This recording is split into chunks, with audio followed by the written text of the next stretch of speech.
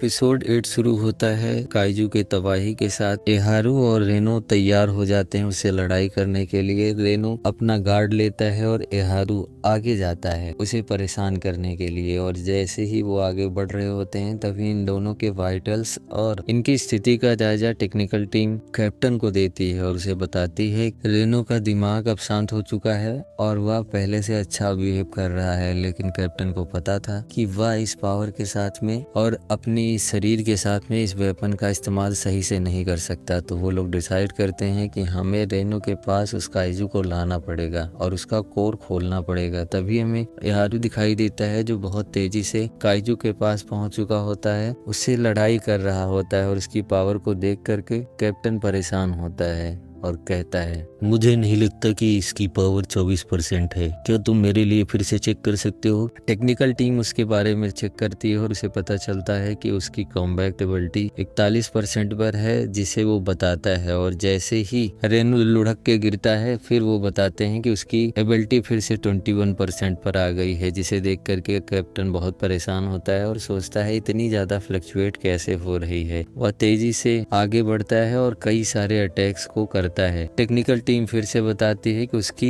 Ability और ज्यादा बढ़ गई है, 42% पर आ गई है, जिससे कैप्टन बहुत ज्यादा गुस्सा होता है। ये बहुत ज्यादा फुदक रहा है, क्या ये खुद को स्टेबल नहीं कर सकता है? अब वहाँ पर बहुत ही तेजी से काइजू और एहारू के बीच में लड़ाई चल रही होती है। तभी उसी के बीच में वह कहता है कि यह लड़का तो बिल्कुल मेरे जैसा है, अगर इसे थोड़ी सी ट्रेनिंग मिलेगी तो ये अपनी शक्तियों का इस्तेमाल जरूर करना सीख जाएगा और ये रेनो के जैसा ताकतवर बन सकता है। और यहाँ एहारू बहुत तेजी से उस पर अटैक किए जा रहा होता है कि दिमाग में केवल एक चीज आती है, मैं यहाँ पर कोई हीरो बनने नहीं आया था और ना ही किसी को पीछे छोड़ने आया था। हमेशा की तरीके से मेरे सामने फिर से वो दीवार आ चुकी है और मुझे आगे बढ़ने के लिए इस दीवार को तोड़ना होगा। ये चाहे जितनी मजबूत हो, मैं तब तक इस पर मारूंगा जब तक ये टूट नहीं जाती। और वो उस पर हिट करता है और यहाँ वो तेजी से काइजू के ऊपर चढ़कर उसे बार बार हिट कर रहा होता है, जिससे उसे बहुत सारी चोट भी आती है और वो अचानक से पानी में गिर जाता है। लेकिन वह रुकता नहीं, इस बारी और ही तेजी के साथ में आगे जाता है और उस पर उस काइजू के ऊपर चढ़ जाता है और उस पर अटैक करना स्टार्ट करता है। और उसकी आंखों से खून निकल रहा होता है, जिसकी जानकारी टेक्निकल टीम कैप्टन को देती है कि उसका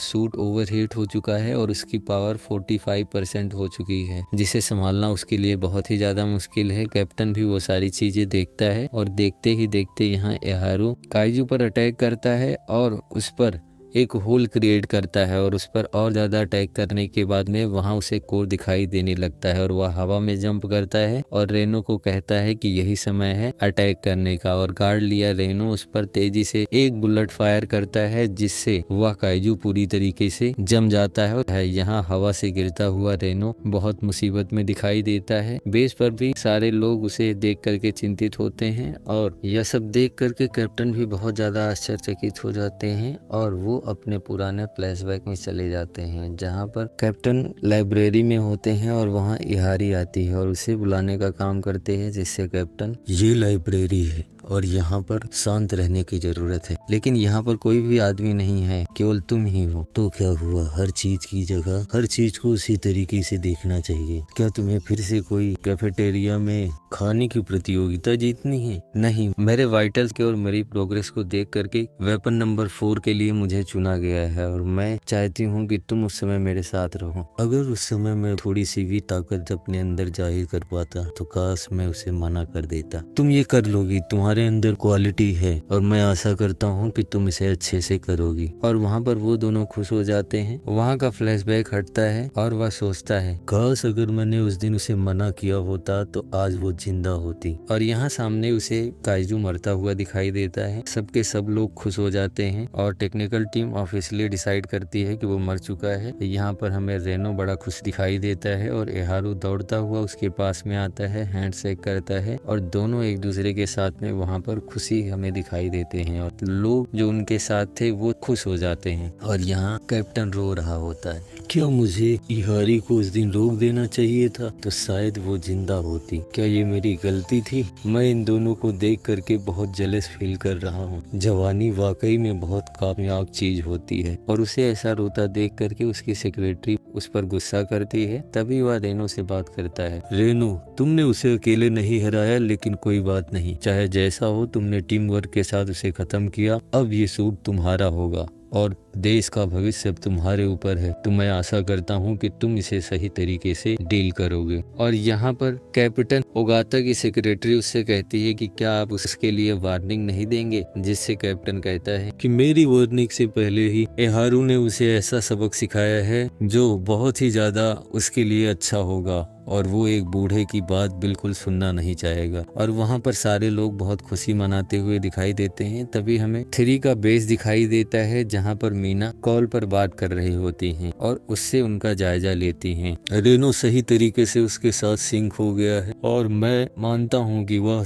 आगे सही काम करेगा। मुझे पता नहीं है सर, लेकिन मुझे लगता है कि आप सबसे ज्यादा नंबर्स वेपन को लेकर के सतर्क होते हैं, इसीलिए मैंने सोचा आप उससे अच्छी तरीके से डील करोगे। मुझे पता नहीं था कि रेनो के साथ में मुझे एक और लड़का मिल जाएगा। क्योंकि मैं अपनी टीम में अकेला सर्वाइवर बचा था, तो मैं अपनी पूरी कोशिश करूंगा और उन दोनों को एक मजबूत योद्धा बना करके सामने लेकर के आऊंगा। आपको चिंता करने की कोई जरूरत नहीं है कैप्टन मीना, और मेरा मजाक भी मत उड़ाइए कि मैं बहुत ज्यादा सीनियर हूँ। लेकिन इसके साथ मैं ये भी कहूंगा कि उन सारे लोगों में मैं ही अकेला था जो सर्वाइव कर सका। तो मेरा ये कर्तव्य है कि मैं आने वाली पीढ़ी को और ज्यादा मजबूत बनाऊं। यहाँ हमें एहारू और रेनो के बाकी दोस्त दिखाई देते हैं जो ट्रेनिंग कर रहे होते हैं। वो आपस में चर्चा कर रहे होते हैं और तभी उनको पता चलता है कि रेनो वेपन नंबर 6 को लेगा और वह काम करेगा। यह सारी बात काफका को भी पता चलती है और वह बहुत ही ज्यादा परेशान हो जाता है, क्योंकि 6 को लेने का मतलब है कि वह अब 9 के साथ में फाइट करेगा और उस समय उसकी हालत बहुत ही खराब होगी और वह मर भी सकता है, जिससे वो वाइस कैप्टन से उसे न पहनने की बात करता है। और तभी पीछे से एहारू उस पर मुक्का मारती है। तुम अपने ही बारे में हमेशा सोचा करो, दूसरों के बारे में बिल्कुल मत सोचा करो। क्या तुम्हें लगता है कि तुम ही अकेले ताकतवर हो, दूसरा कोई जिम्मेदारियां नहीं ले सकता है? काफका परेशान होता है, कुछ नहीं बोल पाता और वो नीचे गिर जाता है और किकोरू वहाँ से आगे जाती है। वह सोचती है कि अब रेनो तो बहुत ज्यादा ताकतवर बन चुका है, अब ताकतवर बनने की बारी उसकी है। और यहाँ काफका हमें खड़ा हुआ दिखाई देता है। काफका अपनी स्थिति पर बहुत ही ज्यादा खुद पर गुस्सा करता है और सीन स्विच होता है। हमें दौड़ता हुआ काफका दिखाई देता है। किकोरू की बातों के बारे में सोच रहा होता है। रेनो अब ताकतवर हो चुका है और उसके सारे के सारे दोस्त धीरे धीरे ताकतवर होते चले जा रहे हैं, लेकिन मैं बिना काइजू के कुछ नहीं कर सकता। मैं ताकतवर नहीं हूँ और अपने दोस्तों को नहीं बचा सकता। मेरे अंदर कुछ ताकत की है तो वो काइजू की है। लोगों को काफका नहीं, काइजू नंबर 8 चाहिए। तभी वहाँ पर वाइस कैप्टन हुसिना दिखाई देते हैं और वो तुरंत वो खड़े होकर के बहुत लाइटनिंग के साथ में उसके पास जाते हैं और उसके गले पर एक नाइफ रखते हैं, जिससे काफका बहुत ही ज्यादा डर जाता है और वो दूर जाकर के गिर जाता है और वो हांफने लगता है। तभी हुसिना कहते हैं, मेरा बदलाव पूरा हो चुका है, तुमने मुझे अपने बारे में नहीं बताया और मैंने अब तुम्हें डरा दिया है, तो हमारा तुम्हारा हिसाब बराबर। जिससे काफका रोने लगता है और उससे कहता है कि मुझे माफ कर दीजिए, मैं नहीं चाहता था आपसे ये बात छुपाऊं और काइजू नंबर 8 के लिए मैं आपसे माफी मांगता हूँ। हुसीना उसे पकड़ करके बेहोश करने की कोशिश करता है और उससे कहता है हमारा हिसाब बराबर हो गया है, तो फालतू में ये इमोशनल ड्रामे मत किया करो। और काफका जमीन पर गिर जाता है। हुसीना आगे बढ़ता है और उससे कहता है, मैं भी तुम्हारा शुक्रिया अदा करना चाहता हूँ, तुमने डिफेंस फोर्स 3 को बचाया था, उसके लिए तुम्हारा बहुत बहुत धन्यवाद। और मैं ये काइजू को नहीं कह रहा हूँ, ये मैं काफका हिबिनो को कह रहा हूँ, जिसने अंजाम की फिक्र किए बिना ही काइजू में ट्रांसफॉर्म हो गया। और मुझे पता है कि तुम बार बार काइजू बनने के कारण तुम्हारा इंसानी शरीर मरता जा रहा है, तो तुम अब आगे से काइजू नहीं बनोगे। 9 को अब मैं हराऊंगा। यही कहते हुए वो आगे निकल जाता है। तभी काफका फिर से खड़ा होता है और रोता हुआ उससे कहता है, सर मुझे पता है कि आप लोगों की इंसानी पावर बहुत ही ज्यादा ताकतवर है, चाहे वो रेनू हो, चाहे मीना हो, चाहे वो आप हो, हो। आपके अंदर इतनी ज्यादा शक्ति है कि आप किसी भी काइजू से लड़ सकते हो, अपने दोस्तों को बचा सकते हो, लेकिन मैं इतना ज्यादा ताकतवर नहीं हूँ कि अपने दोस्तों को बचा सकूं। अगर जरूरत पड़ेगी तो मैं काइजू नंबर 8 बन के लड़ूंगा और अपने दोस्तों की मदद करूंगा। होशिना समझ जाता है कि यह बिल्कुल समझने वाला नहीं है। अगर यह देखेगा कि इसके दोस्तों के साथ नाइंसाफी हो रही है या वो मुसीबत में है तो ये जरूर काइजू नंबर 9 बनेगा।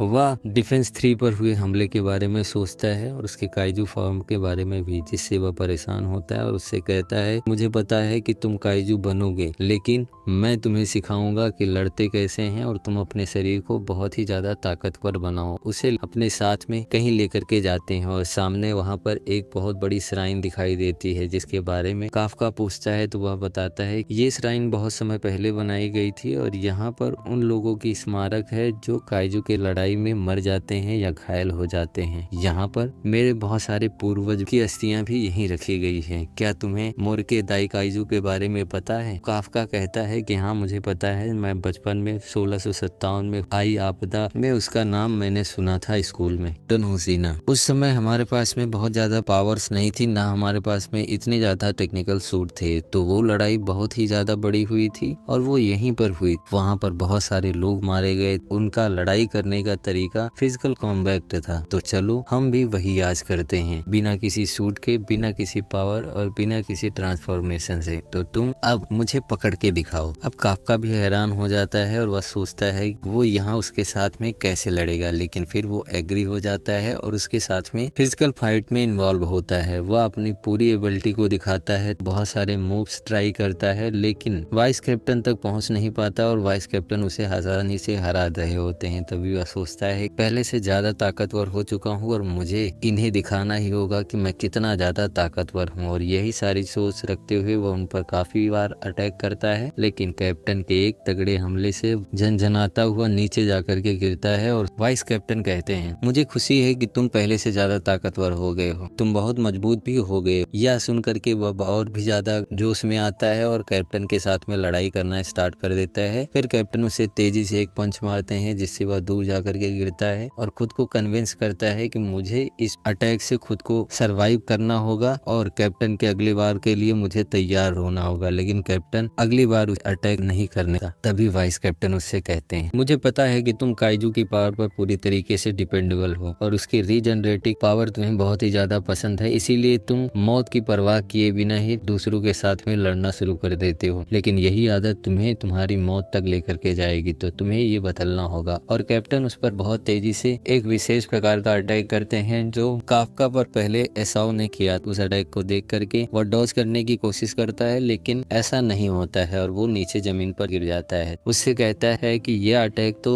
एसाओ का है। तो होशिना उससे बताता है हाँ तुम सही कह रहे हो, हमारे पास जब इतनी ज्यादा टेक्नोलॉजी नहीं थी तो हमारे पास काइजू से लड़ने के लिए एक स्पेशल अटैक हुआ करता था और डायरेक्टर ने इस पर बहुत ही ज्यादा महारत हासिल की, जिसके कारण वो इतने ज्यादा इस अटैक के साथ में कंफर्टेबल होते थे। तो तुम्हें भी खुद को बेहतर बनाना होगा और हम तुम्हें काइजू बनने से रोक तो नहीं सकते हैं, लेकिन हम तुम्हें इतना ज्यादा ताकतवर बना देंगे कि तुम्हें कम से कम समय काइजू के फॉर्म में रहना पड़े और इसके बाद में तुम आ जाना कैप्टन मीना के बगल से मेरी जगह ले लेना। जिससे काफका खुश होता है और इमोशनल भी होता है और उससे हाँ कहता है और जैसे ही हाँ कहता है वाइस कैप्टन उसे पकड़ लेते हैं। तुम हाँ तो ऐसे कह रहे हो कि जैसे तुम अभी आ जाओगे, ये दाएं हाथ का खेल लग रहा है तुम्हें, इस तरीके से तुम हाँ बोल रहे हो, अभी तुम्हें बहुत ज्यादा मेहनत की जरूरत है। और वह उसे छोड़ देते हैं। तभी वो लोग जाने की कोशिश करते हैं और उससे बताते हैं कि हमें यहाँ से निकलना होगा इससे पहले कि गेट बंद हो जाए। मैं भूल रहा था, लोगों को मेरी काइजू पावर की ही नहीं मेरी भी पावर की जरूरत है, तो मुझे खुद को और ज्यादा ताकतवर बनना पड़ेगा। साइन से बाहर निकलता है और यही सोचते हुए